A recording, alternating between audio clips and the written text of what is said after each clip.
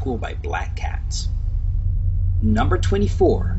Ghoul. The ghoul is one of the most well-known creatures in Arabian folklore, and we were introduced to it in the collection of tales 1001 Nights. The ghoul is described as an undead monster that can also take the form of an immaterial spirit and usually goes into graveyards to eat the flesh of the recently dead. This is probably the main reason why the word ghoul is associated in Arabic countries with anything macabre, and they often use the word when referring to a gravedigger or any profession directly related to death. Number 23. Jorogumo. In a free translation from Japanese to English, Jorogumo means the whore spider, and in our humble opinion, that name describes this monster perfectly. According to Japanese folklore, a Jorogumo was a bloodthirsty monster, but in most tales it is described as a huge spider that takes the form of a very attractive and sexy woman who seduces her male victims, traps them in her web, and then devours them with pleasure. Number 22. Cerberus. In Greek mythology, Cerberus is the guardian of Hades and is usually described as a bizarre-looking monster that looks like a dog with 3 heads and a tail whose end is a dragon's head. According to the ancient tragedian Aeschylus, Cerberus was born from the union of 2 monsters, the giant Typhon and Echidna, which will make Cerberus brother of the Lernaean Hydra. Cerberus is not considered an evil creature that hurts people intentionally, but a creature that ensures the arrival of the dead to the underworld and prevents the living from entering Hades. Cerberus is also often described in myth as one of the most loyal guards in history and is often mentioned in Homer's epics. Number 21. The Kraken. The legend of the Kraken came from the Nordic seas, and its presence was initially limited to the coasts of Norway and Iceland. With time, however, its notoriety grew, thanks to the wild imagination of storytellers, which caused later generations to believe it also lived in other seas as well. The Norwegian fishermen originally described the sea monster as a gigantic animal that was as big as an island and presented danger to passing ships, not from direct attack, but from the giant waves and tsunamis that its movements could cause. Quickly, however, people began spreading stories about the monster's vicious attacks and aggressive behavior, which destroyed every ship that had the misfortune of passing through its waters.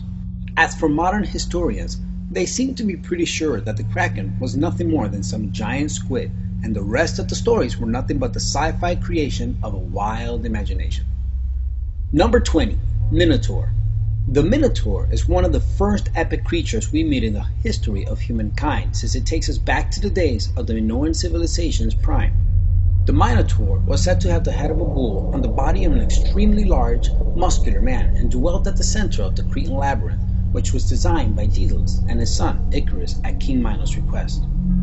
As one can easily understand, whoever was unlucky enough to get lost in the labyrinth became the Minotaur's prey, the exception being the Athenian king Theseus, who killed the beast and was the only one who made it out of the labyrinth alive with the help of Ariadne, Minos' daughter. Number 19. The Wendigo. Those of you who are familiar with psychology have probably heard the term Wendigo psychosis, which describes a psychosis to eat human flesh. The medical term takes its name from the mythical creature called Wendigo, which, according to the Native American tribe the Algonquian, was an evil creature that looked like a cross between a human and a monster, something similar to a zombie. According to legend, only people who ate human flesh were at risk to become Wendigos, so don't eat human flesh. Of course, this creature never existed, and was a myth invented by the wise Algonquian who tried to prevent their people from engaging in cannibalism, which was apparently a problem among their tribe.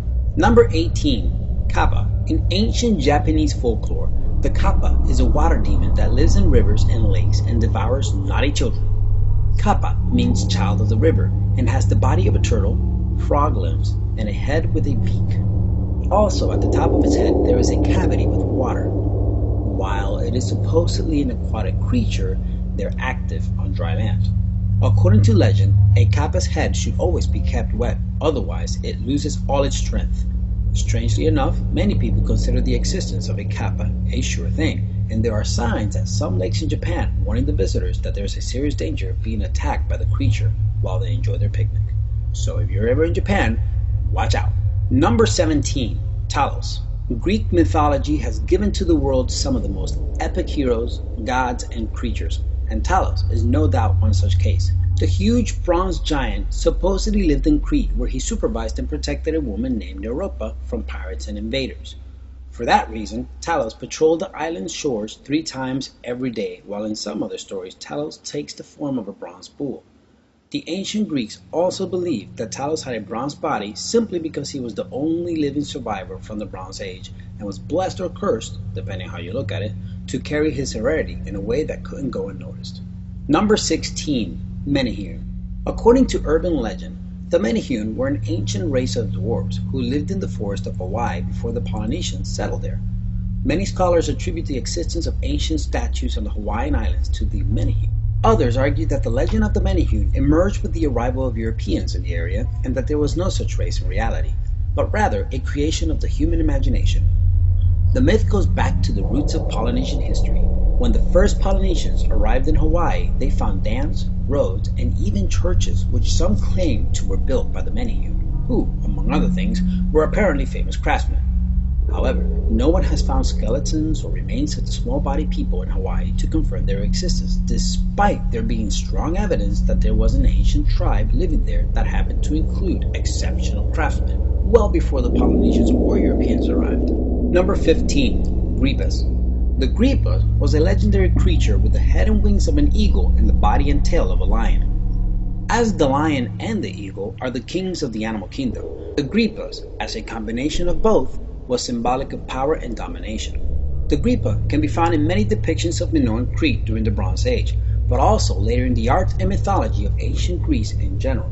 However, some believe that the creature existed way before its figurine in ancient Greece, since similar forms of the hybrid animal have been found in ancient Egypt and Persia, where Gripas symbolized the struggle against evil and witchcraft. Number 14. Tarasque. The tale of Tarasque is reported in the story of Saint Martha, which is included in Jacobus de Voragines' hagiographic Biographies of Christian Saints collection, The Golden Legend. Tarasque was a dragon with a very complicated appearance and bad intentions. According to legend, he had a lion's head, 6 short legs like a bear's, an ox-like body covered with a turtle's shell, and a scaly tail that ended in a scorpion's stinger. All this, however, ended when a young devoted Christian named Martha arrived in the town to spread the gospel of Jesus and discovered what the people were going through for years because of the ferocious dragon. When she found him in the forest, she supposedly sprinkled holy water on him and tamed his wild nature. She then took him back to the town of Nurlak, where the angry locals stoned Tarasque to death before Martha could explain to them that the dragon was now harmless. On November 25, 2005, UNESCO included the Tarasque on the list of masterpieces of the oral and intangible heritage of humanity, in this way recognizing the immense cultural impact of the dragon's tail, especially in medieval Europe. Number 13. Pixiu. The Pixiu is another legendary hybrid creature that comes from China. Even though no part of his body resembled a human organ, the mythological creature was often described as having a Chinese lion's body with wings, the legs of another legendary creature of Chinese myth, the Quilin, and a head of a Chinese dragon. It is widely considered to be the guardian and protector of those who practice Feng Shui, while Tianlu, the version of the Pixiu with 2 horns on its head, has been considered from antiquity a sacred creature that attracts and protects wealth. This is the reason why one often sees little statues of Tianlu in Chinese homes or offices, since it is believed that the creature can prevent wealth from flowing away. Number 12. Sokoyan. The Sokoyan is, according to Peruvian urban legend, specifically in Dominican, Trinidadian, and Guadeloupean folklore, the exotic black version of the European vampire. From mouth to mouth and generation to generation, the Sokoyan became part of local folklore, and tales about them talk about hideous-looking old women by the day who transformed to a gorgeous-looking young black woman by night, resembling a goddess. She then seduced her victims with her looks and her dance only so she could suck their blood or make them her eternal slaves. It was also believed that she practiced black magic and voodoo and could move fast after taking the form of a fireball or enter her victims' homes to ready hole in it, including cracks and keyholes. Number 11. Lamazou. According to Mesopotamian mythology and legend, the Lamazou was supposed to be a protective deity whom a few people claim to have seen and in their description portrayed as a creature with a bull's body and wings, while others saw a creature with a lion's body, eagle's wings, and a man's head. Some described it as an intimidating looking male creature, while others as a female deity with good intention. Of course, we will never know what exactly a Lamassu was, since its existence was only in the heads of some people. Number 10. Medusa. According to one version of the story, Medusa was a beautiful maiden of Athena who was raped by Poseidon while in the shape of a horse in Athena's temple. Athena, enraged by the fact that she could not confront Poseidon directly, took it out on poor Medusa and transformed her into an unattractive, hateful monster with a head full of snakes rather than hair. Medusa's ugliness was so hideous that whoever looked at her face turned to stone. Eventually, Perseus killed Medusa with the help of Athena, who treated her once beautiful virgin maiden in the worst possible way. Number 9. Draugr. A Draugr, according to Norse folklore and mythology, is a zombie that has the putrid smell of the dead and is amazingly powerful. It was believed that they could eat humans, drink blood, and had the power to play mind games and drive people insane. A typical Draugr could also enter a mortal's dream just to warn their victim of what would soon follow.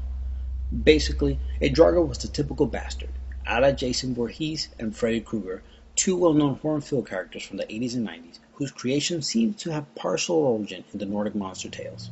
Number 8. Lernian Hydra. The Lernian Hydra was a mythical water monster with many heads that resembled big snakes, and which Heracles killed in the second of his 12 labors.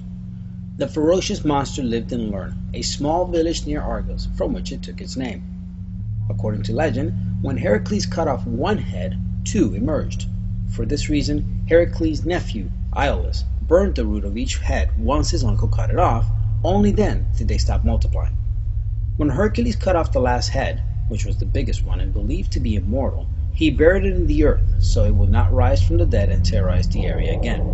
Heracles then used its blood, which was poisonous, to make poison arrows and thus a deadly weapon against his enemies. Number 7. Broxa. According to Jewish urban legend, the Broxa is an aggressive, intimidating-looking bird that attacks goats for their milk or, in rare cases, will go for human blood during the night.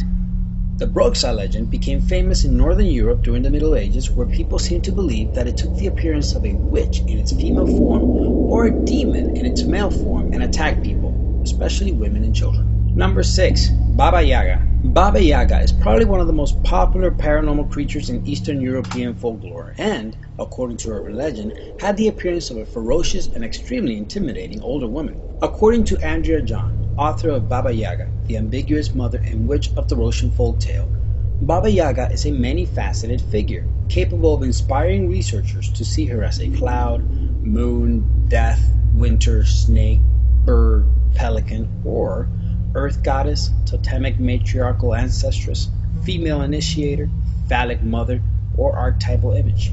Number 5. Antaeus. Antaeus was a giant with super strength that he inherited from his father, Poseidon, god of the sea, and his mother, Gaia, earth. But he became weak once he was lifted into the air.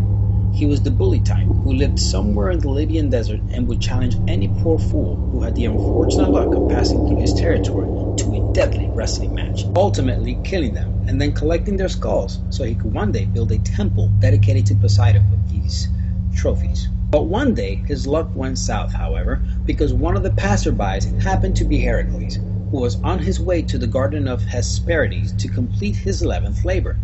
Antaeus made the fatal mistake of challenging Heracles, and once the world's greatest hero discovered the giant's kryptonite, if you will, he lifted him up and crushed him in a bear hug. Number 4. Dullahan. The fierce and powerful Dullahan is a headless horse rider found in the Irish folklore and mythology. For centuries, the Irish have believed in its existence, especially during the Middle Ages, and have described him to be a harbinger of doom who traveled on a black, malevolent horse with his terrifying, decapitated head under its arm. Number 3. Kodama. According to Japanese legend, a Kodama is a peaceful spirit that lives inside certain kinds of trees. Those who have claimed to have seen a Kodama describe it as a small, white, and peaceful ghost that syncs perfectly with Mother Nature.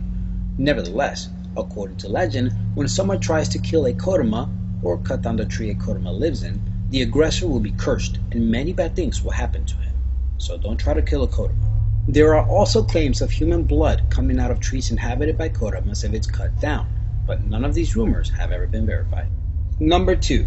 Corrigan. The weird creatures named Corrigan come from Brittany, a cultural region in the northwest of France with a very rich literary tradition and folklore. Some sources say a Corrigan was a beautiful, kind fairy, while other sources describe them as evil spirits that look like dwarves and danced around fountains while seducing people with their charm in order to kill them or steal their children. According to a popular Breton poem called Our Raneau, which is the most reliable source for information about these creatures, 9 Corrigans dance with flowers in their hair and robes of white wool around the fountain by the light of the full moon, waiting for their victims. And number 1. The Fishmen of Lierganes. The Fishmen of Lierganes' existence has been suggested but has not been proven, and belongs to the mythology of Cantabria, an autonomous community located in northern Spain. The Fishmen of Lierganes, according to urban legend, is an amphibious being that looks like a depressed man who had been lost at sea. Many people believe that the Fishman was one of the 4 sons of Francisco de la Vega and Maria de Casar, a couple who lived in the area, who was thought to have drowned when he went swimming with his friends in Bilbao's estuary and was never seen again. Even more strange about this story is the fact that the bright Spanish Enlightenment scholar Benito Jerónimo Fayol, who was known for encouraging scientific and empirical thought in an effort to debunk myths and superstitions, examined